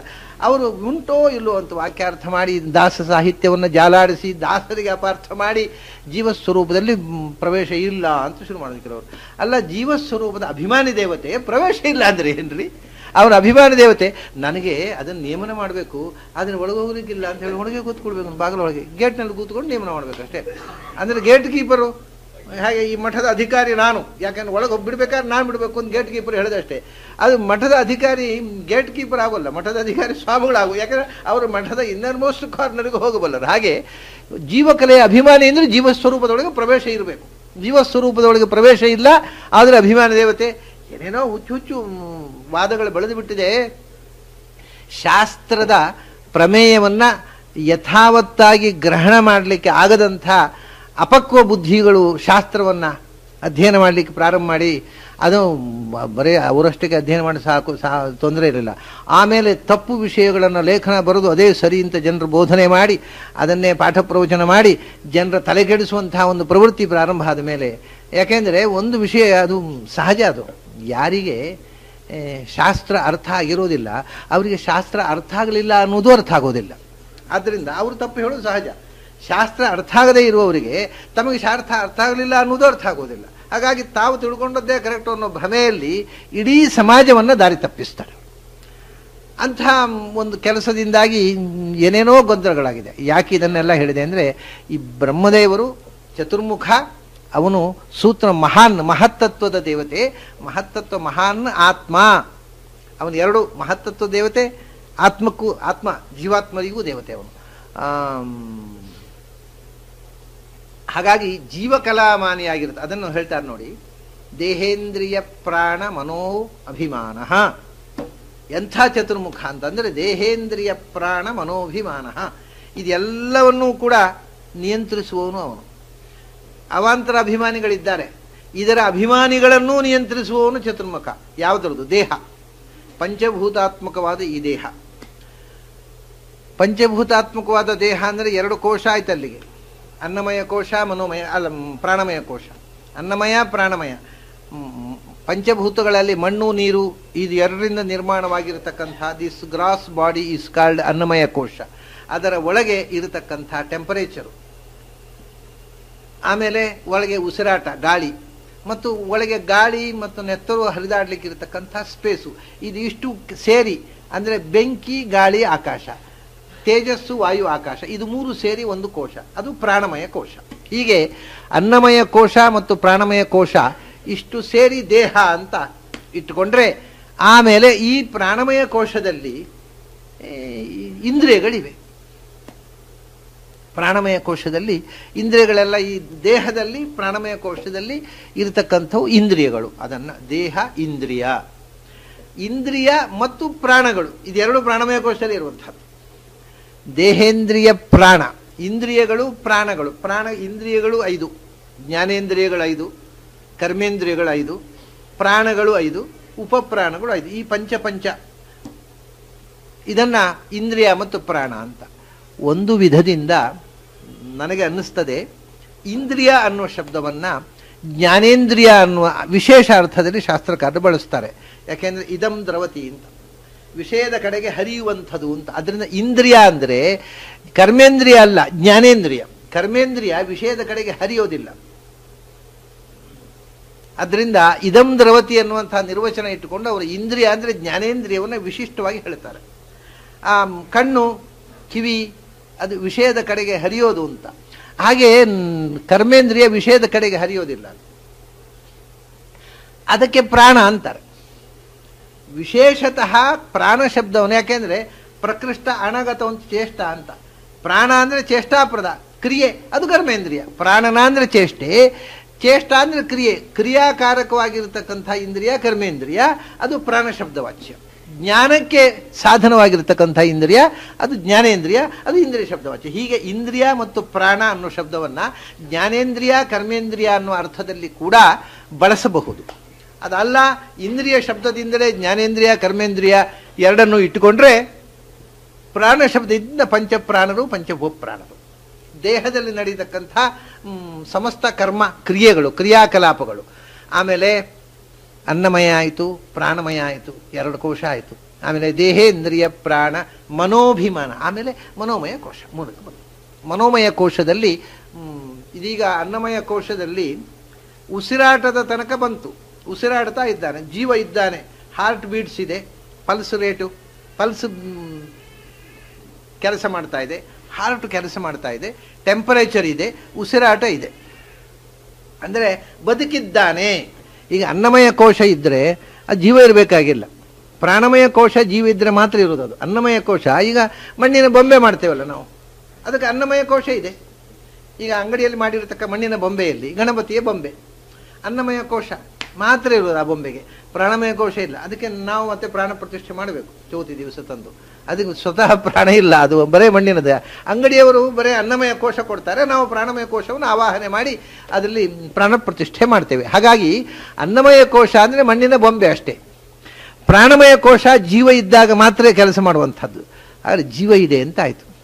ಆದರೆ ಜೀವ ಇದೆ, ಯಾವ ಥರದ ಜೀವ ಇರುವುದು ಅಂದರೆ ನಿದ್ರೆಯಲ್ಲಿದ್ದ ಹಾಗೆ, ಅಥವಾ ಎಚ್ಚರ ತಪ್ಪಿ ಮೂರ್ಛಾವಸ್ಥೆಯಲ್ಲಿ ಇದ್ದ ಹಾಗೆ, ಅಥವಾ ಎನೆಸ್ಥೆಟಿಕ್ ಕಂಡೀಷನ್ನಲ್ಲಿ ಇದ್ದ ಹಾಗೆ. ಏನು ಜೀವ ಇದೆ, ಎನೆಸ್ಥೆಸಿಯಾ ಕೊಟ್ಟು ಅವನ ಪ್ರಜ್ಞೆ ತಪ್ಪಿಸಿ ಬಿಡ್ತಾರೆ. ಅವನಿಗೆ ಯಾವ ಪ್ರಜ್ಞೆಯೂ ಇಲ್ಲ, ಬದುಕಿದ್ದೇನೆ ಅಂತಲೂ ಗೊತ್ತಿಲ್ಲ, ಏನೂ ಗೊತ್ತಿಲ್ಲ, ಆದರೆ ಸಾಯೋದಿಲ್ಲ, ಉಸಿರಾಡ್ತಾ ಇರ್ತಾನೆ. ಏನು ಉಪಯೋಗ? ಹಾಗೆ ಬದುಕಿ ಏನು ಉಪಯೋಗ? ನಮ್ಮ ಬದುಕಿಗೆ ಅರ್ಥ ಬರುವುದೇ ಮನೋಮಯ ಕೋಶದಿಂದ, ಉಸಿರಾಡುವುದರಿಂದ ಅಲ್ಲ.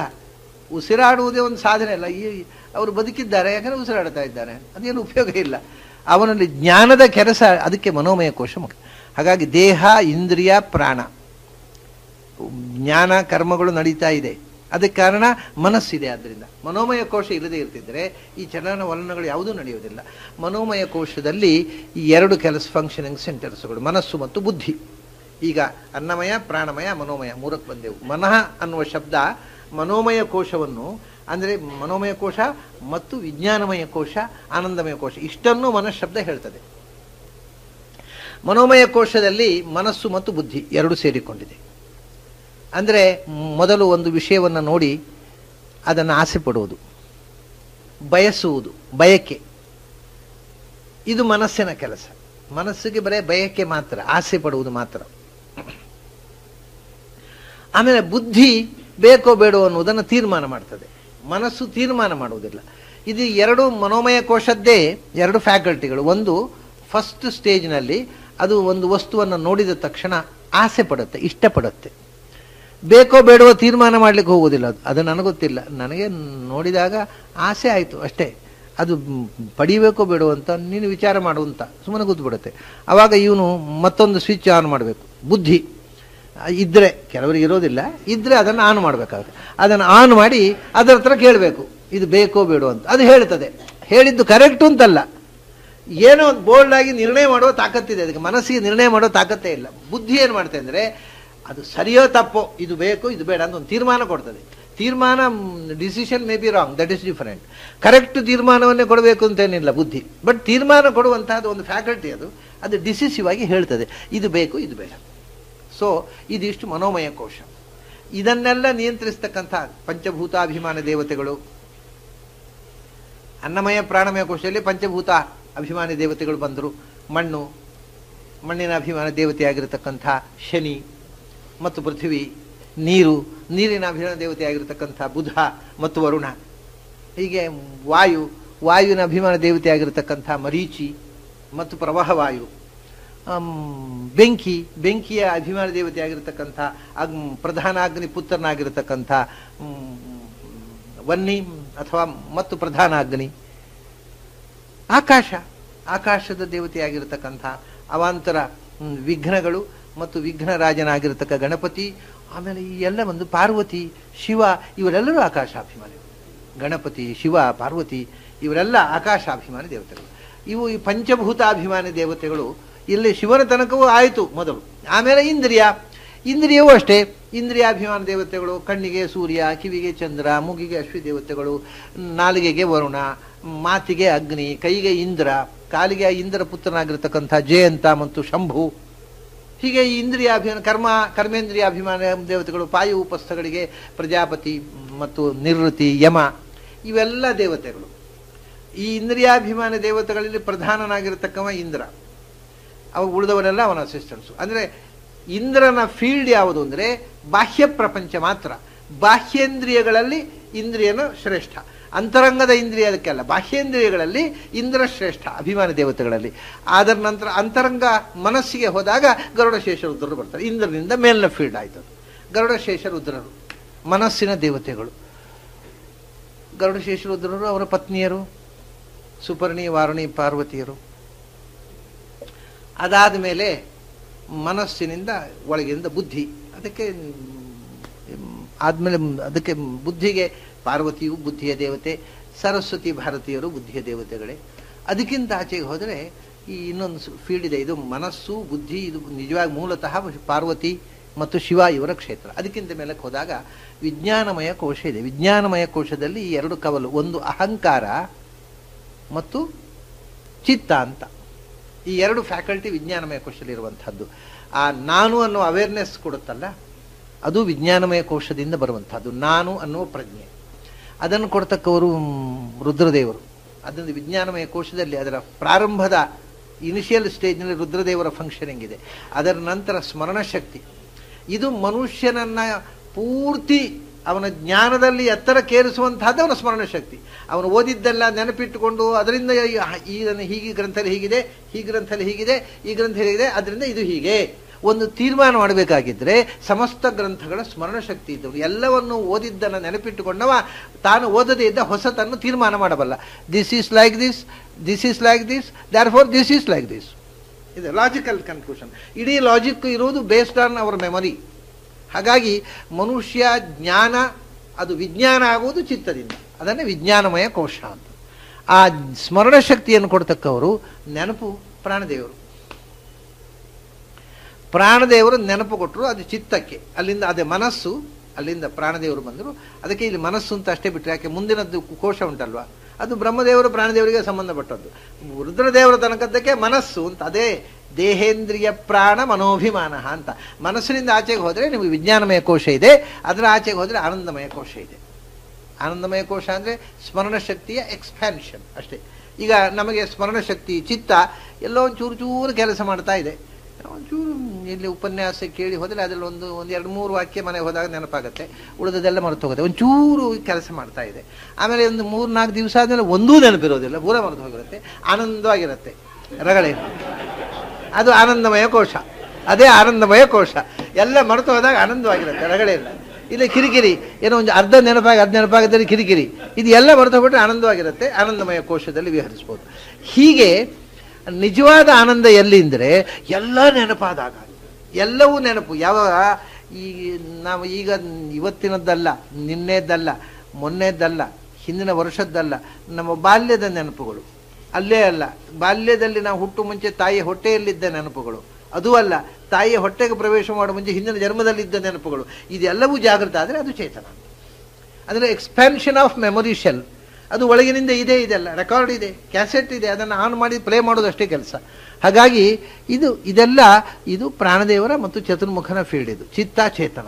ಅದರಿಂದ ಅದನ್ನು ಬಿಟ್ಟುಬಿಟ್ರು ಅಲ್ಲಿಯ ತನಕ ಏನು ಪ್ರಪಂಚ ಇದೆ, ದೇಹ ಇಂದ್ರಿಯ ಪ್ರಾಣ ಮನಸ್ಸು, ಅನ್ನಮಯ ಪ್ರಾಣಮಯ ಮನೋಮಯ ಕೋಶ, ವಿಜ್ಞಾನಮಯ ಆನಂದಮಯ ಕೋಶಗಳು ಚತುರ್ಮುಖ ಪ್ರಾಣದೇವರಿಗೆ ಸಂಬಂಧಪಟ್ಟದ್ದು.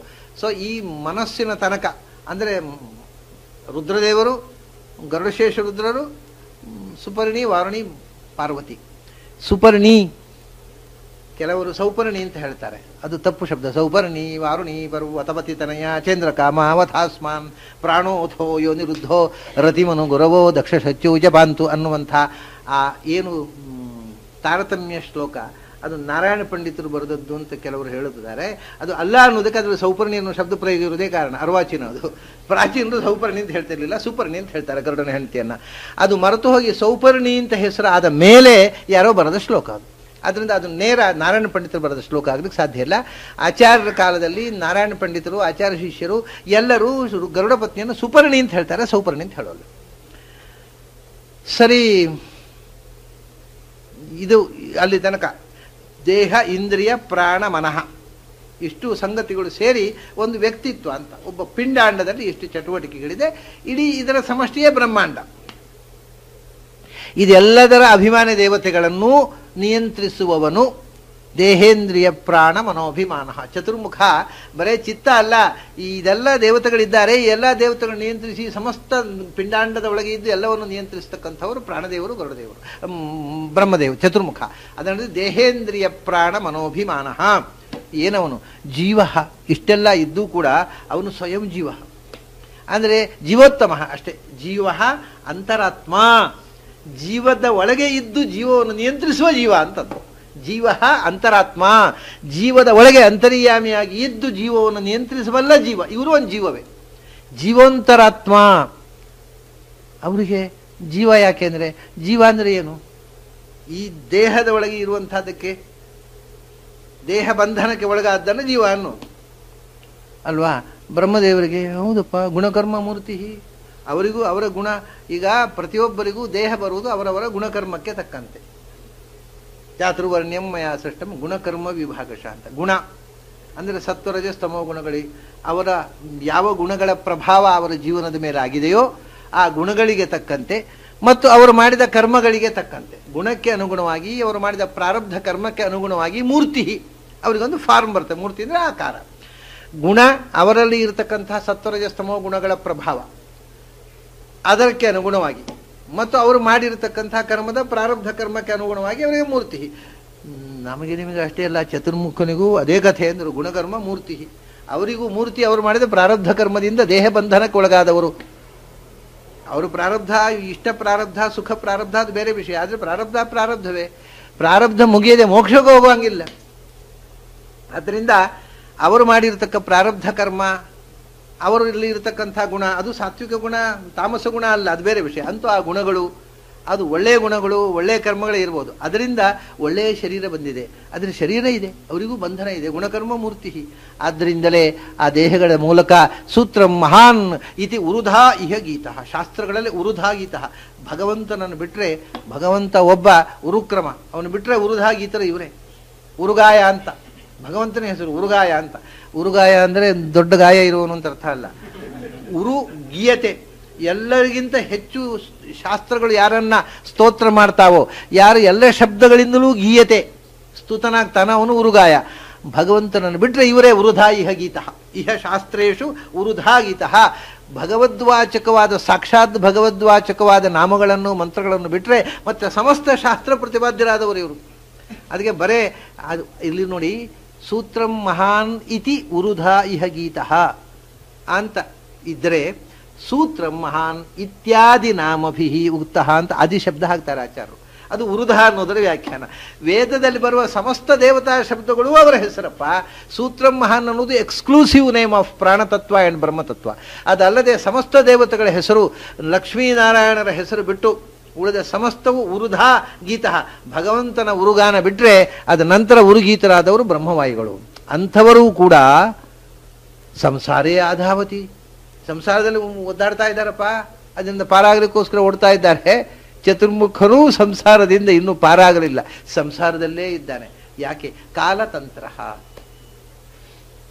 ಕಾಲ ಅಂತಂದರೆ ಒಂದು ಯಸ್ಯ ಕರಾಳೋಳಂ ಚಕ್ರಂ ಕಾಲಃ ಪರಸ್ಸಹಿ ಕರಾಳೋಳಂ ಯಸ್ಯ ಗದಾ ಪವಮಾನ ಸನ್ಯೋ ವ್ಯಾಸೋ ಭವತ್ ಸದಾ ಪವಮಾನ. ಕಾಲ ಅಂತಂದರೆ ಒಂದು ದುರ್ಗಾ, ದುರ್ಗಾಂತರ್ಯಾಮಿಯಾಗಿರ್ತಕ್ಕಂಥ ಭಗವಂತ, ನರಸಿಂಹ ರೂಪಿಯಾದ ಭಗವಂತ ಸಂಕರ್ಷಣ ನರಸಿಂಹನನ್ನು ಕಾಲ ಅಂತ ಹೇಳ್ತಾರೆ. ದುರ್ಗಾ ಸತ್ವರ ತಮೋಮಾನಿನಿಯಾಗಿರ್ತಕ್ಕ ಸಂಹಾರ ಶಕ್ತಿಯಾದ ದುರ್ಗಾ, ಅವಳನ್ನು ಕಾಲ ಅಂತ ಹೇಳ್ತಾರೆ. ಅದರ ನಂತರ ಬ್ರಹ್ಮವಾಯುಗಳನ್ನು ಕಾಲ ಅಂತ ಹೇಳ್ತಾರೆ. ಆದರೆ ಇಲ್ಲಿ ಕಾಲತಂತ್ರ, ಕಾಲಾಧೀನರು ಇವರು. ಯಾವ ಕಾಲಕ್ಕೆ ಅಧೀನರು? ಬ್ರಹ್ಮ ಭಗವಂತನಿಗೆ ಅಧೀನ. ದುರ್ಗಾದೇ ತಾಯಿ, ಅವರು ಸಂಹಾರ ಶಕ್ತಿ. ಅದನ್ನೇ ಈ ಆ ಸಂಹಾರ ಶಕ್ತಿಯಾಗಿರತಕ್ಕಂಥ ನರಸಿಂಹ, ಸಂಕರ್ಷಣ, ದುರ್ಗಾ ಇವರು ಸಂಹಾರ ಮಾಡಬೇಕು. ಇವರು ಪಾಂಚಭೌತಿಕ ಶರೀರವನ್ನು ಆಮೇಲೆ ತಾನೇ ಮೋಕ್ಷಕ್ಕೆ ಹೋಗಬೇಕು. ಬ್ರಹ್ಮದೇವರು ಕೂಡ ಅವರಿಗೆ ಸಂಸಾರ ಇದೆ, ಅದರಿಂದ ಸಂಹಾರ ಇದೆ ಅಂತ. ಬ್ರಹ್ಮದೇವರಿಗೂ ನಾಶ ಇದೆ. ಅವ್ರ ಹೆಸರು ಅದನ್ನು ನೋಡಿ, ವಾಯುರನಿಲಂ ಅಮೃತಂ ಅಥೇದಂ ಭಸ್ಮಾಂತಂ ಶರೀರಂ. ವಾಯು ಅಮೃತಂ ಅಂದರು. ವಾಯುದೇವರು ಅಮರ, ಸಾವಿಲ್ಲದವರು. ಆದರೆ ಸಾವಿಲ್ಲದ ವಾಯುದೇವರಿಗೂ ಕೂಡ ಇದಂ ಭಸ್ಮಾಂತಂಗ ಶರೀರಂ, ಅವರ ಈ ಭೌತಿಕ ಮೋಕ್ಷಕ್ಕೆ ಹೋಗುವ ಮುಂಚೆ ಇರುವ ಪಾಂಚಭೌತಿಕ ಶರೀರ ಉಂಟಲ್ಲ, ಅದು ಸಂಕರ್ಷಣಾಗ್ನೌ ಭಸ್ಮೀಭೂತ್ವೈವ ವಾಯೋರಪಿ ಮೋಕ್ಷ ಇತ್ಯರ್ಥ. ಅದು ನಾಶ ಆಗಲೇಬೇಕು, ಅದು ಸುಟ್ಟು ಹೋಗಲೇಬೇಕು. ವಾಯೋರಪಿ ಶರೀರಂ ಭಸ್ಮಾಂತಂ. ವಾಯೋ ಅಂದರೆ ಬ್ರಹ್ಮಣ ಅಂತ ಅಂಡರ್ಸ್ಟುಡ್. ಬ್ರಹ್ಮವಾಯುಗಳ ಶರೀರವೂ ಕೂಡ ಸಂಕರ್ಷಣ ರೂಪಿಯಾದ ಭಗವಂತನ ಅಗ್ನಿಯಲ್ಲಿ ದಗ್ಧವಾಗಿ ಶುದ್ಧ ಚಿನ್ಮಯ ಶರೀರ ಆಗಿಯೇ ಮೋಕ್ಷಕ್ಕೆ ಹೋಗಬೇಕು ಹೊರತು ಅವರು ಸಶರೀರ ಆಗಿ ಮೋಕ್ಷಕ್ಕೆ ಹೋಗುವ ಹಾಗಿಲ್ಲ.